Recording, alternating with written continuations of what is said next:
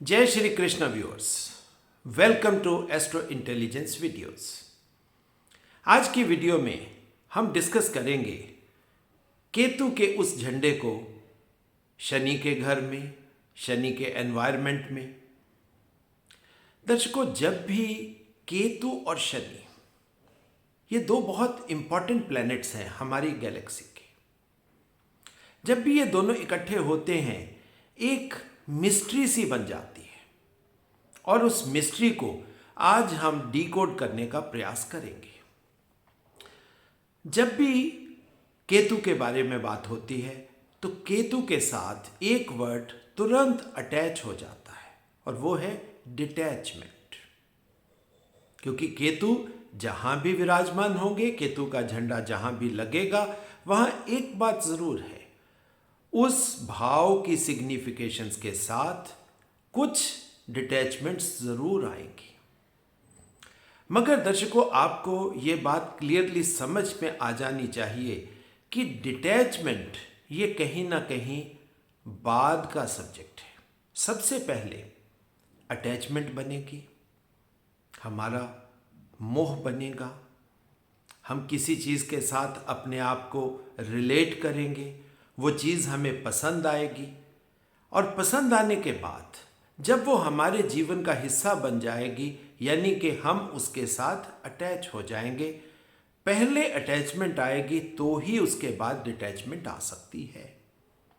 कोई भी चीज़ के साथ सीधी सीधी डिटैचमेंट नहीं होती। डिटैचमेंट का मतलब सीधा सीधा ये वैराग्य नहीं होता। डिटैचमेंट का मतलब क्या है कि पहले हम किसी चीज को अपना बना लेते हैं, उसके साथ अपने मैं को साथ में लगा देते हैं। अब उस चीज को मैं के साथ लगाकर मेरा बना लेते हैं। तो पहले तो मैं से ये जो मेरा की जर्नी है ये होती है और उसके बाद इस मैं और मेरा की जर्नी से हम अपने आप को डिटैच करते हैं, यानी कि दोबारा से वो ही यात्रा, पहले मैं से मेरा, फिर मेरा से फिर मैं की तरफ। अब ये जो यात्रा है ये कहीं ना कहीं केतु की यात्रा है और केतु का झंडा जिस भी भाव में आएगा वो चीज होगी। बट केतु को हम हमेशा समझते हैं कि केतु हमारे पिछले जन्मों का द्योतक है। पिछले जन्मों में जो कुछ भी हमने किया, जो अचीव किया, जो हमारे साथ आया इस प्रेजेंट जन्म में, केतु उसके बारे में बताता है। केतु प्रेजेंट लाइफ की चीज़ों के बारे में नहीं बता रहा, केतु हमें पिछले जन्मों की चीज़ों के बारे में बता रहा है। ये जो मैं और मेरा की जर्नी हुई तो कहीं ना कहीं हुई तो पिछले जन्मों में। पिछले जन्मों में जिन चीज़ों के साथ, जिन भावनाओं के साथ, जिन लोगों के साथ हमारी एसोसिएशन बनी, वो इस जन्म में बहुत इंपॉर्टेंट हो जाते हैं। क्यों? क्योंकि अब केतु के साथ वो डिटैचमेंट की जर्नी शुरू होती है और जब इसी यात्रा में शनि महाराज साथ में आ जाए, शनि का एनवायरनमेंट मिल जाए, यानी कि शनि के भाव में आ जाए या शनि महाराज के साथ आ जाए, तो क्या होगा? वो जो चीज़ें पिछले जन्मों से चली आ रही थी, हमारे साथ आई, कह सकते हैं कि वो पेंडिंग थी, पूरी नहीं हुई थी, इसी वजह से तो हमारे साथ आई। अगर वो चीज़ें पिछले जन्मों में, वो रिलेशनशिप्स, वो कर्मों का जिसको हम साइकिल कहते हैं, वो अगर पिछले जन्मों में पूरा हो गया होता तो वो हमारे साथ कैरी फॉरवर्ड ही नहीं होता। अब वो जब कैरी फॉरवर्ड होके आया तो वो इस जन्म में जब शनि का प्रव्यू उसे मिलेगा, शनि का एनवायरनमेंट उसे मिलेगा, वो कहीं ना कहीं हमारे लिए एक मजबूरी बन जाएगी। यानी वो कर्म तो हमें करने ही पड़ेंगे। बचने का, भागने का या उस पीरियड के निकल जाने का कोई मतलब ही नहीं है। अब ये जो कॉम्बिनेशन है दर्शकों, बहुत इंपॉर्टेंट है साथ में बहुत डीप है, क्योंकि एक बात कंफर्म है कि यहां पर इस जन्म का कुछ भी नहीं है। आप पिछले जन्मों की कार्मिक पेंडेंसीज लेकर आए, डिजायर्स जो अनफुलफिल्ड थी वो साथ में लेकर आए, कुछ लोगों के साथ अधूरे रिलेशनशिप्स लेकर आए, और इस जन्म में हमें अपॉर्चुनिटी तुरंत मिल गई कि हम उन कर्मों को जो इनकम्प्लीट थे उसे पूरा कर सकें। अब ये आप देखिए, ये इस तरह का जब केतु का झंडा शनि के एनवायरनमेंट में लगेगा तो कहीं ना कहीं इस तरह का एनवायरनमेंट शुरू होगा। अब वैसे भी देखा जाए, केतु की जर्नी तो अटैचमेंट से डिटैचमेंट की थी, और वो ही कुछ जब कर्म का हमें एनवायरनमेंट मिल गया, हमें वो करना ही पड़ा, तो एक बहुत पॉजिटिव खेल हो जाता है। वो है कि जो चीज़ें पीछे से छूटी हुई थी, इनकम्प्लीट थी, पेंडिंग थी, वो कहीं ना कहीं पूरी हो सकती है। अब दर्शकों, इसी चीज़ को हमें एक और एंगल से समझना है, और वो एंगल है नक्षत्रों का। अब नक्षत्रों का एंगल अगर हमें समझना है तो पहले याद करिए कि केतु के नक्षत्र कौन से होते हैं। केतु के 3 ही नक्षत्र हैं। सबसे पहले अश्विनी, उसके बाद मघा, उसके बाद मूल। और शनि महाराज के नक्षत्र कौन कौन से हैं? वो है पुष्य, पुष्य के बाद अनुराधा, और अनुराधा के बाद उत्तर भाद्रपद।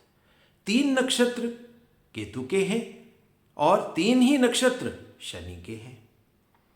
अब यहां पर अपनी ज्योतिष की नॉलेज को, एस्ट्रोलॉजी की नॉलेज को आप बीच में लाएं। केतु से शनि का रास्ता देखेंगे और शनि से केतु के रास्ते को देखेंगे। अब केतु हमारी सिर्फ पीछे से आई हुई पेंडेंसीज हैं।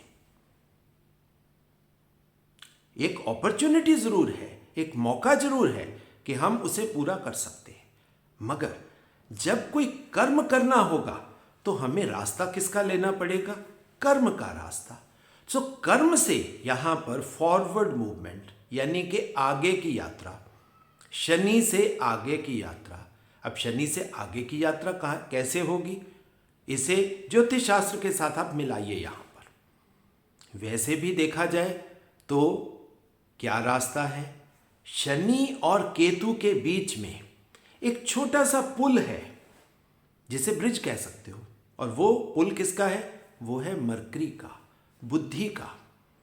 जब हम शनि की यात्रा आगे बढ़ाते हैं, आप चाहे दशा पीरियड से समझ लीजिए, चाहे नक्षत्रों से समझ लीजिए, तो ये जो यात्रा है, शनि, शनि के बाद बुध, बुध के बाद केतु।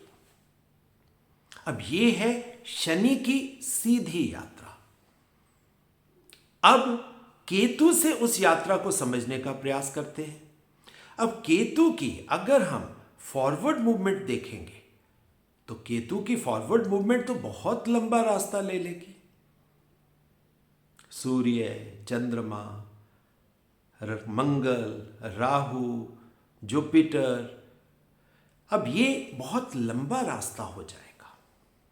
बट अब यहां पर अपनी उस एस्ट्रोलॉजी की नॉलेज को थोड़ा सा रिफाइन करिए कि केतु की जो मूवमेंट होती है, केतु की मूवमेंट तो बैकवर्ड है, रेट्रो है।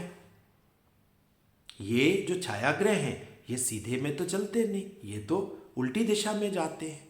जब उल्टी दिशा में जाते हैं तो केतु की उल्टी दिशा एक तरीके से वो सीधी दिशा हो जाती है। अब सीधी दिशा में अगर हम देखेंगे तो केतु की यात्रा भी बुध के थ्रू शनि के पास ही जा रही है। अब केतु आगे की तरफ नहीं जा रहे, केतु शुक्र की तरफ नहीं जा रहे, केतु की मूवमेंट कहीं ना कहीं बुध की तरफ होती है। अब ये जो रास्ता है, इस रास्ते को आपको अब क्लैरिटी से समझना होगा, सोचना होगा। सबसे पहले इसे समझें। अब शनि के बाद बुध। बुध क्या है? बुध हमारी बुद्धि है, हमारी इंटेलिजेंस है, हमारी एनालिटिकल स्किल्स है, हमारी तार्किक बुद्धि है। ये बुद्धि क्या करती है? ये बुद्धि विवेक देती है, एनालिसिस देती है, हमें अच्छे बुरे में किसी भी चीज़ को डिवाइड कर देती है कि हम कौन सा रास्ता लें, कौन सा रास्ता ना लें। ये बुद्धि का खेल है। और बुद्धि हमेशा अपने मेमोरी के ऊपर बेस करके इस डिसीजन को लेती है। इन ए वे बुद्धि के बीच में भी रिसोर्स उसी केतु की मेमोरी का पड़ा है। तो जब केतु की मूवमेंट बुद्धि की तरफ होती है, ये केतु की सीधी मूवमेंट है। बाहर से देखने में लगेगा कि ये उल्टी मूवमेंट है, मगर यहीं पर आपके ज्योतिष का ज्ञान साथ में चलता है कि कौन सी मूवमेंट को हमें सीधा यानी कि लीनियर मोशन में लेना है और किसे हमें बैकवर्ड मूवमेंट की तरह देखना है। जब हम ये मूवमेंट देखेंगे तो केतु की मेमोरी की यात्रा, जर्नी कहाँ पर जा रही है? वो तो बुद्धि में ही जा रही है। सो बुद्धि आपका एक वो मैकेनिज्म है, या कह सकते हैं वो सॉफ्टवेयर है जिसमें आपके पिछले जन्मों की पूरी मेमोरी संग्रहित है। उसमें जब पास्ट की पूरी मेमोरी आपकी वहीं पर आ गई, और बुद्धि अब यहां पर आप देखिए कैसा खेल खेलती है। बुद्धि का खेल, बुद्धि एनालाइज करती है क्या करना है, क्या नहीं करना है, क्या ठीक है, क्या नहीं ठीक। और बुद्धि तो ठीक का रास्ता पकड़ेगी, क्योंकि बुद्धि का एक स्वभाव है। अब बुद्धि के स्वभाव को समझ लीजिए यहां पर कि मरकरी का स्वभाव कैसे है। मरकरी की लीनिएज को समझिए। मरकरी की लीनिएज क्या है? मरकरी की लीनिएज है कि वो आपके मन चंद्रमा का बेटा है। बट बुद्धि की जो ग्रूमिंग हुई, जिसका लालन पालन, उसका बचपन, उसकी नॉलेज सीकिंग, वो जुपिटर के परव्यू में हुई। सो वहां पर आपको चंद्रमा का प्रभाव, चंद्रमा की जेनेटिक लीनिएज। अब चंद्रमा की जेनेटिक लीनिएज में आप समझ सकते हो कि चंद्रमा कभी छोटा हो जाता है, कभी बड़ा हो जाता है, कभी अंधेरे में चला जाता है, कभी प्रकाश की तरफ चला जाता है, कभी कृष्ण पक्ष आ जाता है, कभी शुक्ल पक्ष आ जाता है। ये जो चंद्रमा के छोटे बड़े होने का खेल है, मतलब अंधेरा और प्रकाश का खेल है, ये ही जेनेटिक लीनिएज बुद्धि के अंदर जाती है। अब बुद्धि यही लीनिएज लेकर चीज़ों को डिस्कस करती है, पहले अपने आप के अंदर, उसके बाद उस चीज़ को वो एनालाइज करती है। एनालाइज करने के बाद वो क्या करती है? उसे डिस्क्रिमिनेट कर देती है, अच्छे बुरे में डिवाइड कर देती है। जब अच्छे बुरे में चीज़ को डिवाइड कर दिया तो बुद्धि का एक नॉर्मल तरीका क्या है कि वो किसके साथ जाएगा? वो जाएगा अच्छे के साथ। अब ये विवेकपूर्ण बुद्धि का खेल है। अब जैसे ही हम अच्छे की तरफ जाएंगे तो बुद्ध के बाद हमें मिलेगा कौन? नेचुरल एनवायरनमेंट में। ये मैं आपके किसी पर्टिकुलर चार्ट की बात नहीं कर रहा हूं। नेचुरल एनवायरनमेंट क्या मिलेगा? वो तो कर्म का, शनि का एनवायरनमेंट मिलेगा। अब ये तरीका है जीवन को जीने का जो हमें परमात्मा द्वारा मिला। ये हम नहीं क्रिएट कर रहे, ये हमें परमात्मा द्वारा दिया गया। बट अब यहां पर ही एक बट लग जाती है, क्योंकि हम ह्यूमंस के पास एक फ्री विल नाम की चाबी है।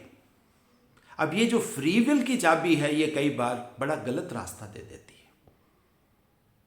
बाहर से देखने में हमें लगता है कि हम अपनी तार्किक बुद्धि से ही उसे डिसाइड कर रहे हैं, मगर उसमें क्या होगा? अगर कहीं पे बुद्धि ने वापसी में वो केतु के थ्रू वीनस का रास्ता पकड़ लिया, वीनस, सूर्य, चंद्रमा, क्योंकि बुद्धि कहीं ना कहीं जाना कहाँ चाहती है? अपने मूल स्रोत में जाना चाहती है। उसे वहाँ कंफर्ट फील होता है, क्योंकि वीनस में रस है, सूर्य में प्रकाश है, चंद्रमा में भावनाएं हैं, फीलिंग्स हैं, वो उसका कंफर्ट जोन है। अब जैसे ही ये घटना घटती है, हम देखिए जीवन में क्या करते हैं, हम जीवन में वो लंबा रास्ता पकड़ लेते हैं, मगर वो जो लंबा रास्ता है कहीं ना कहीं हमारे उस केतु की उल्टी मूवमेंट हो जाती है। और ये जो उल्टी मूवमेंट है, ये उल्टी मूवमेंट से नेचुरल एक बात है, हमारे लिए जीवन में एक लंबा रास्ता बन जाएगा, क्योंकि पहुंचना तो शनि के पास ही है। At the end of the day करना तो हमें कर्म ही है। जब कर्म ही करना है तो परमात्मा द्वारा दिया गया रास्ता जो है केतु, बुध और शनि, ये है नेचुरल रास्ता, परमात्मा द्वारा दिया गया रास्ता। मगर हम अपनी वो फ्री विल से, क्योंकि ह्यूमंस में एक खास किस्म की, आप उसे सेल्फ रिस्पेक्ट कह लीजिए, आप उसे ईगो कह लीजिए, आप उसे मैं कह लीजिए, मैं का अहंकार कह लीजिए, कि हम सोचते हैं कि जो हम कर रहे हैं वो ही सही है, वो ही सही रास्ता है। अब ये जो मैं द्वारा दिए गए, अहंकार द्वारा दिया गया रास्ता, वो हमें उल्टी तरफ ले जाता है, क्योंकि उसमें रस है, उसमें प्रकाश है, उसमें भावनाएं हैं, उसमें अपनापन है। इसी वजह से हम जीवन में कई बार चाहते ना चाहते भी उस उल्टे रास्ते पर, उस लंबे रास्ते पर चल पड़ते हैं। अब सीधा रास्ता था केतु का, क्योंकि पिछले जन्मों की पेंडिंग चीजें पड़ी थी, उसको कंप्लीट करने का देखिए परमात्मा ने आपको कितना अच्छा सा एक एनवायरनमेंट दे दिया कि आपको करना क्या है। पीछे से जो चीज़ें हम लेकर आए उसे अपनी तार्किक बुद्धि के साथ उसे एनालाइज करिए, उसे विवेकपूर्ण, मतलब जिसको हम कहते हैं एनालिसिस, उसका कर उसको कर्म में ले जाइए। बट हम फ्री विल का इस्तेमाल करके उसी रास्ते को लंबा कर बैठते हैं और यहीं से जीवन कष्टप्रद हो जाता है। अब ये जो चीज़ मैंने आपको बोली है, ये बहुत से लोगों को महसूस होती है जब केतु और शनि किसी एक भाव में इकट्ठे हो जाते हैं। ये बहुत डिफिकल्ट प्लेसमेंट है, क्योंकि आदमी इतना ज़्यादा गहरे तक फंस जाता है जिसमें डिप्रेसिव टेंडेंसीज, क्योंकि केतु में हंसी खुशी जीवन का रस वो तो कोई है ही नहीं। क्योंकि केतु का प्रोसेस तो आप देखिए, डेथ के बाद वो बर्थ का प्रोसेस है। केतु तो वो ट्रांजिशन है जो डेथ से बर्थ के बीच में चल रही है। यहाँ पर वो हंसी खुशी, वो रस, वो चीज़ें तो है ही नहीं। तो यहाँ पर तो एक तरीके से आप कह सकते हो एक अंधकार से, वो जिसको सुबह की संध्या का समय आप ऐसे समझ लीजिए, रात को आप सोते हो गहन अंधकार है, सुबह सूर्य के आने से पहले वो लालिमा आनी जरूर शुरू होती है, मगर वो जो ट्रांजिशन है वो केतु का पीरियड है। और वो जो केतु का पीरियड है, इसी वजह से वहां पर आप देखिए हमारी बुद्धि सबसे बेटर डिसीजन लेती है। अगर हम उस तरीके से चीजों को डिसाइड करेंगे तो हमारे जीवन के डिसीजन सही जाएंगे। मगर जब हम केतु के अंदर चले जाते हैं तो वहां तो हमें वो अंधकार दिखाई देता है। और शनि तो है ही अंधकार का सब्जेक्ट। अब शनि में लाइट नाम की तो कोई चीज नहीं है, क्योंकि शनि तो सूर्य का दूसरा छोर है, आपके टाइम जोन का दूसरा छोर है। सूर्य से प्रकाश शुरू होता है और यहां पर अंधकार। अब ये दो एक्सट्रीम्स हैं, इन दो एक्सट्रीम्स के बीच में आप देखिए ये बुद्धि ये बीच में आ गई। अब आप ऐसे समझ सकते हैं, या ये वैसा भी समझा जा सकता है कि एक तरफ ब्रह्मा, एक तरफ शिव, बीच में विष्णु। यही खेल है, मगर ये सीधा खेल है। मगर हम अपने आप को अहंकार के अंदर डालकर, अपने मैं को पोषित कर कर, अपने आप को बड़ा बड़ा समझकर हम उल्टा रास्ता पकड़ बैठते हैं, जो कि बहुत लंबा होता है, जिसमें प्लेसमेंट मिलने के बावजूद भी हम कर्म की तरफ जा ही नहीं पाते, क्योंकि हम रस की तरफ चल पड़े। तो वो जो पेंडेंसीज केतु के थ्रू इस जन्म में आई वो पूरी नहीं हो पाएंगी। परमात्मा द्वारा आपको एक अपॉर्चुनिटी दी गई, मगर अपॉर्चुनिटी होने के बावजूद आप उसे पूरा नहीं कर पाए। अब इसे थोड़ा सा नक्षत्रों के हिसाब से भी आप देखने का, समझने का प्रयास करें। जब ये ही शुरुआत सबसे पहले हम देखते हैं भाद्रपद, यानी उत्तर भाद्रपद, उत्तर भाद्रपद के बाद रेवती, रेवती के बाद अश्विनी। अब ये नॉर्मल सी जर्नी है, बाहर से देखने में ये बहुत नॉर्मल सी जर्नी, मगर ये बहुत क्लोज है, क्योंकि इसमें वो जो लिबरेशन, वो डेथ का प्रोसेस भी यहीं पर है और बर्थ का प्रोसेस भी यहीं पर है, क्योंकि बर्थ तो अश्विनी में आई, जीवन की, क्रिएशन की शुरुआत वहीं पर आई। सो यहाँ पर जो वो रेवती है, आप देखिए रेवती बुध का नक्षत्र है, मगर भाद्रपद और रेवती, इन दोनों को एनवायरमेंट पूरे ज्ञान का मिला है, पूरे ज्ञान का। पूरा ज्ञान कौन सा? शुक्र देवता एग्जॉल्टेड, और भावाधिपति कौन है? वो है देवगुरु जुपिटर। अब ये जो रास्ता है, आप देखिए ज्ञान का रास्ता, अगर आप ज्ञान के तरीके से चलोगे तो ये सीधी जर्नी मिल रही है आपको, और अगर इसका आप उल्टा करने की आप कोशिश करोगे तो बड़ा खतरनाक है। अब इसके दूसरी प्रोबेबिलिटी को देखिए आप। दूसरी प्रोबेबिलिटी क्या है? पुष्य।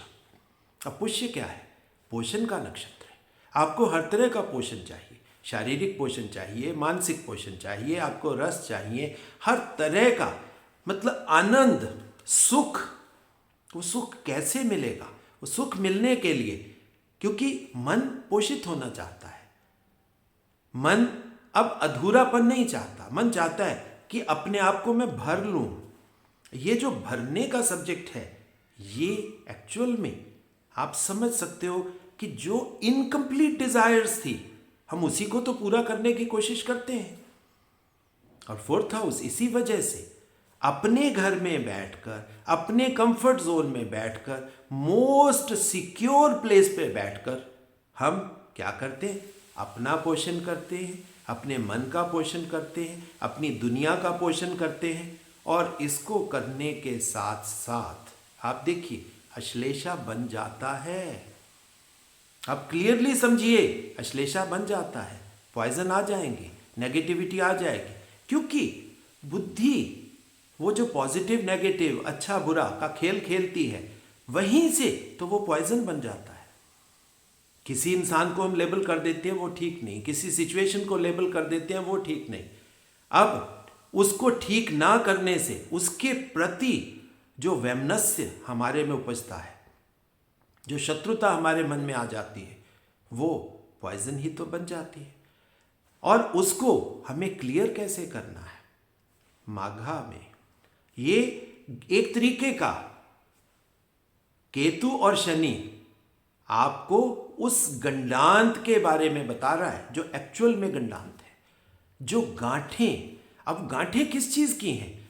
गांठें तो देखिए, हम कर्म करते हैं अपने तरीके से, तो हम अच्छा ही कर्म करते हैं। कोई भी इंसान कभी सोच के गलत कर्म नहीं करता, हम अच्छा कर्म करने की कोशिश करते, मगर अच्छा करने के साथ साथ कुछ बाई प्रोडक्ट के रूप में पॉइजन बन जाता है। अब वो जो पॉइजन बनता है, आप देखिए, अब अश्लेषा के बाद आपको मघा, अगर आपने उस चीज को क्लियर कर लिया तो आप राजा बन गए, आपने उसके ऊपर विजय प्राप्त कर ली, आप राजा बन गए। बट अगर आप विजय ना प्राप्त कर सके, हालांकि शनि का बेसिक कैरेक्टर है ये कि शनि विक्ट्री देने वाला प्लेनेट है, शनि चाहता है कि कर्मों द्वारा विजय मिले। अगर तो विजय मिल गई, बहुत अच्छी बात है। अगर विजय नहीं मिली तो दर्शकों क्या होगा? डिप्रेशन, लाइफ से वो एक अलग तरीके का बहुत गहरा सा वैराग्य, उदासी वाला वैराग्य, हर चीज में अंधेरा दिखेगा आपको। अब ये एक्सट्रीम पोजीशन है ये, जब केतु और शनि इकट्ठे हो जाते हैं। जब केतु शनि एक ही भाव में कहीं हो गए, चाहे वो एक भाव में इकट्ठे हो गए, उस भाव के मतलब एक तो क्या है कि दोनों प्लैनेट्स एक ही घर में एक हाउस में इकट्ठे हो गए, या दूसरी चीज आप सोच सकते हो कि वो क्या होगा कि केतु शनि के भाव में आ गए, या एक दूसरे के आमने सामने आ गए ताकि एक दूसरे को वो देख रहे हैं। अब ये सिचुएशंस हैं, डिफरेंट तरीके से इसको देखना भी पड़ेगा, एनालाइज भी करना पड़ेगा, क्योंकि जब इकट्ठे बैठे बिल्कुल क्लियर कट एनवायरनमेंट है, एक दूसरे के भाव में बैठे थोड़ा सा इनडायरेक्ट है अप्रोच। हो सकता है केतु शनि के भाव में हो सकता है शनि केतु के भाव में, इनडायरेक्ट है, मगर ऑस्पेक्ट 100% इनडायरेक्ट होगी, वो तो डायरेक्ट नहीं हो सकती।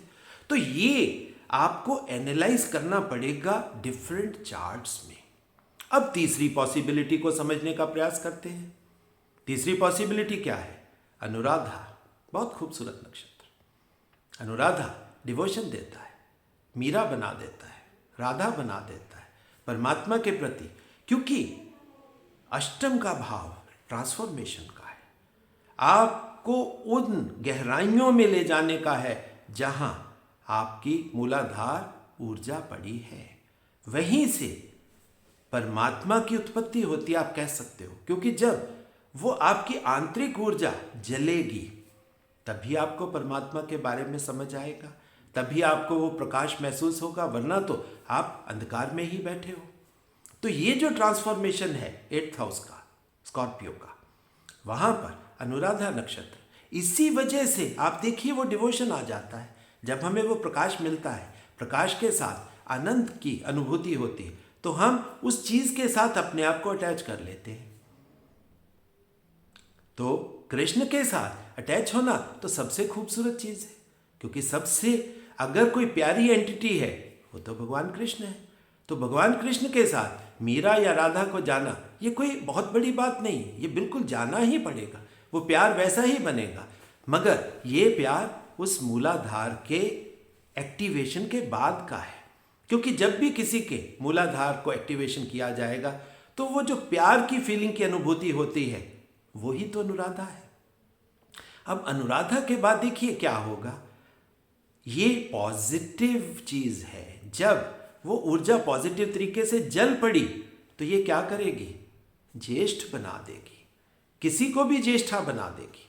यानी आप अनुराधा के बाद ज्येष्ठा नक्षत्र में एंटर कर जाओगे। अब ज्येष्ठा बहुत स्ट्रांग बुद्धि का नक्षत्र हो गया, हालांकि गंडांत है ये भी, बट आपको ये बड़ा बना देगा, पॉजिटिव बना देगा। देखिए जो अश्लेषा में बुद्ध में नेगेटिविटी है वो ज्येष्ठा में नहीं है। ज्येष्ठा में बहुत पॉजिटिविटी आ जाएगी, क्योंकि अब आपने उस प्रकाश के दर्शन कर लिए, वो प्रकाश आपको दिख गया। और जब प्रकाश दिख गया या आपके अंदर एक्टिवेट हो गया, वो अग्नि आपके अंदर जल पड़ी, तो वो तो आपको बड़ा ही बनाएगी, और वही अग्नि आपके चेहरे से, आपकी पर्सनैलिटी से लोगों तक जाएगी। और ये जो गंडांत है ये बड़ा खूबसूरत है, ये आगे कहाँ लेकर जा रहा है आपको? मूल में। किसके मूल में? जुपिटर के मूल में, ज्ञान के मूल में। ये जो कॉम्बिनेशन है, यहां पर कॉम्बिनेशन बहुत खूबसूरत है। अनुराधा, ज्येष्ठा और मूल। अगर ये यात्रा बिल्कुल सीधे तरीके से इसी तरीके से हो जाए, चाहे वो मूल से अनुराधा की तरफ हो जाए या अनुराधा से मूल की तरफ हो जाए, दोनों तरफ आप देखिए ज्ञान तो आएगा, बुद्धि, विवेक वाली बुद्धि आ जाएगी। ये बहुत खूबसूरत चीज है। अब दर्शकों, ये यहां से आपको एक बात समझ में आ गई होगी कि गंडांत कोई डराने वाले सब्जेक्ट नहीं है। केतु का झंडा जब शनि में लगेगा तो ये कोई डराने वाला सब्जेक्ट नहीं है, इसमें बहुत पॉजिटिविटी है। और ये मैंने ये वाला गंडांत आखिरी में क्यों लिया? क्योंकि नॉर्मली जब भी केतु शनि की बात होती है, डराने का खेल होता है कि ये मोस्ट नेगेटिव प्लेसमेंट हो गई, मैक्सिमम डिप्रेशन, उदासी, वैराग्य, लाइफ में कुछ भी ना होना, टोटल अनफॉर्चुनेट इवेंट्स, यही तो बोला जाता है। आप देख लीजिए, जितना भी लिटरेचर आपको मिलेगा 99.9% यही लिटरेचर मिलने वाला है आपको। बट अब मेरे को यही चीज थोड़ा सा दुख भी देती है कि हम अंधकार में ही क्यों जीना चाहते हैं, हम प्रकाश की तरफ क्यों नहीं जाना चाहते, हम वो अच्छी चीजें क्यों नहीं सोचना चाहते। अब वो मैं आपको अच्छी चीज की आज बात करता हूं आपसे। जैसे मैंने ये ज्येष्ठा आपको समझाया, ज्येष्ठा के बाद मूल समझाया, अनुराधा समझाया। अब आप देखिए, एक आदमी पिछले जन्मों में साधना के रास्ते पर है, ज्ञान उसने अर्जित किया, साधना करी, तो वो उसकी लीनिएज बन गई, वो उसकी मेमोरी बन गई, वो उसके सबकॉन्शियस में आ गया। वो उसका केतु है। केतु हमेशा नेगेटिव नहीं है। बट अब यहां पर थोड़ी सी डीप बात मैं आपको बोलता हूं। यहां पर अटैचमेंट है, हम कृष्ण को पकड़ लेते हैं, कृष्ण के साथ अपने आप को अटैच कर लेते हैं। राधा, मीरा, आप कुछ भी नाम ले लीजिए, छोड़ना बहुत मुश्किल है कृष्ण को, क्योंकि कृष्ण बहुत प्यारा है। जब वो डीप बॉन्ड अंदर बन जाएगा, अब केतु क्या कहता है कि भाई आपने रास्ता पकड़ लिया, साधना भी कर ली, अब उस मोह से अटैचमेंट बनी आपकी, अब वो अटैचमेंट छोड़ने को अपॉर्चुनिटी आपको मिली है। तब आपको नक्षत्र कौन सा मिलेगा, तो वो केतु का नक्षत्र वो मिलेगा जिसे हम मूल कह सकते, ताकि अब आपको वो अटैचमेंट जो भगवान कृष्ण से बनी, जिसके थ्रू हम एक रास्ता हमने ले लिया, मगर अब उससे आगे जाने का है। भगवान कृष्ण को छोड़ा तो जा ही नहीं सकता। यहां पर इस तरह की डिटैचमेंट नहीं होती कि आदमी कहे कि उसको हमने रिनंशिएट कर दिया, हमने उसे त्याग दिया। नो, क्योंकि कोई भी चीज जो आपके मेमोरी में आ गई, आपके ज्ञान में आ गई, वो तो आपके सबकॉन्शियस का हिस्सा बन गया, वो कहीं नहीं जाने वाला। बट अब उसके आगे की यात्रा है। उसके आगे की यात्रा क्या है? अपने मूल को पहचानना, अपने उस क्रिएशन के कोड्स को पहचानना कि आप बन के क्या आए, और वहां पर अपने मूलाधार को जागृत करके, उस ऊर्जा को जागृत करके और ऊपर लेकर जाना। क्योंकि क्या होता है, ये थोड़ी सी उल्टी यात्रा हो जाती है, ये मणिपुर चक्र से फिर मूलाधार की यात्रा हो जाती है। तो दर्शकों, ये जो ऊर्जाओं का खेल है, ऊर्जाओं को आप अपने प्लैनेट्स के साथ समझिए। केतु आपको क्या दे रहा है? केतु डराने वाली चीज नहीं है, शनि भी आपको डराने वाली चीज नहीं। हाँ, ये हो सकता है कि आपको उस तरह के मेटीरियलिस्टिक रिजल्ट्स ना मिले, मगर मेटीरियलिस्टिक रिजल्ट्स मिलना ना मिलना ये आपके केतु पर निर्भर करेगा, ना कि शनि पर निर्भर करेगा। क्योंकि शनि तो सिर्फ कर्म करने वाला है, कर्म जैसा करोगे वैसा फल देगा। मगर कर्म करने के लिए डिसाइडिंग एंटिटी अब यहां पर क्या हो जाती है कि कहीं ना कहीं वो पास्ट इंड्यूस या पास्ट एफ्लिक्टेड थॉट प्रोसेस है, जो मरकरी का है। वैसे देखा जाए, ये हमारे दर्शन शास्त्र में इस चीज की बात की जाती है कि आप अपने आप को समर्पण कर दीजिए, सरेंडर कर दीजिए। अब ये सरेंडर का पाठ है, समर्पण का पाठ है, तो समर्पण कर दीजिए, जो हो रहा है होने दीजिए। अब ये तो प्रभु द्वारा दिया गया रास्ता है, प्रभु द्वारा दिए गए रास्ते पे अगर हम समर्पण करके चलते हैं तो इससे बढ़िया कॉम्बिनेशन क्या हो सकती है?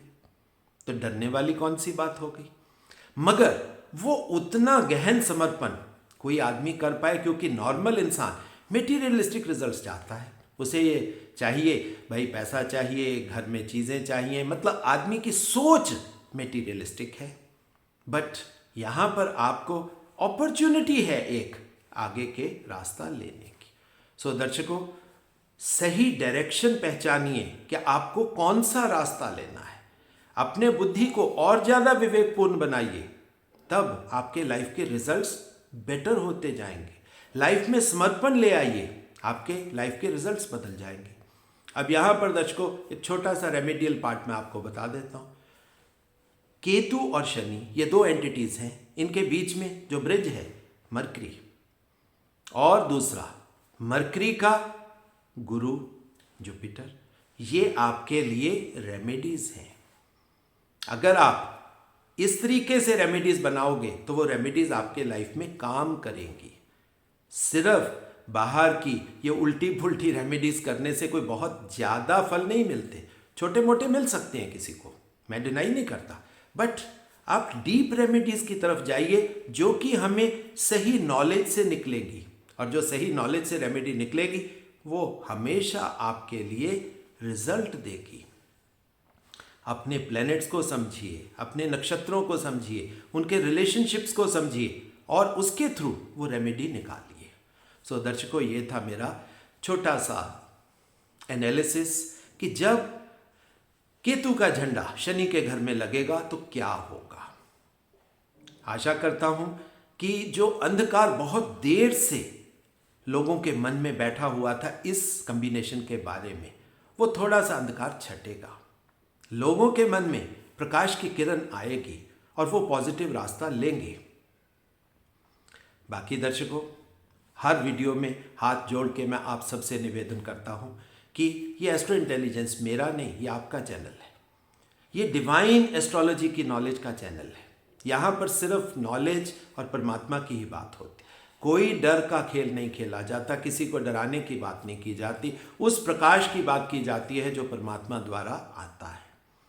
तो ये चैनल मेरा तो कह सकते हैं कि मेरा है, मगर एक्चुअल में ये आपका है, परमात्मा का चैनल है। इसे ज़्यादा से ज़्यादा लाइक करिए, ज़्यादा से ज़्यादा शेयर करिए और ज़्यादा से ज़्यादा घरों तक पहुंचाइए ताकि प्रकाश घर घर तक पहुंचे, अंधकार दूर हो और लोग अपने जीवन को समझें और अपने जीवन को समझकर अच्छी चीज़ें करके अच्छे कर्मों के द्वारा और आगे का, मतलब जिसको हम कहते हैं एलिवेटेड रास्ता पकड़े। और जो दर्शक अपने चार्ट मेरे से एनालाइज करवाना चाहते हैं, ये एस्ट्रोलॉजी की नॉलेज लेना चाहते हैं, क्योंकि हमारे कोर्सेज चलते हैं, हमारे इंस्टीट्यूट में एडमिशन लेना चाहते हैं, उन सभी के लिए मेरा एक ही फ़ोन नंबर है, दैट इज़ 9881 उसी के माध्यम से आप मुझसे संपर्क स्थापित कर सकते हो। सो दर्शकों, बहुत बहुत प्यार, बहुत बहुत आशीर्वाद, और आशा करते हैं कि ये जो कोविड की महामारी अब बिल्कुल आखिरी उसमें पड़ाव में है, ये भी पार हो जाए और आप बिल्कुल नॉर्मल तरीके से अपना जीवन जी पाओ। सो दर्शकों, दोबारा से बहुत बहुत आशीर्वाद।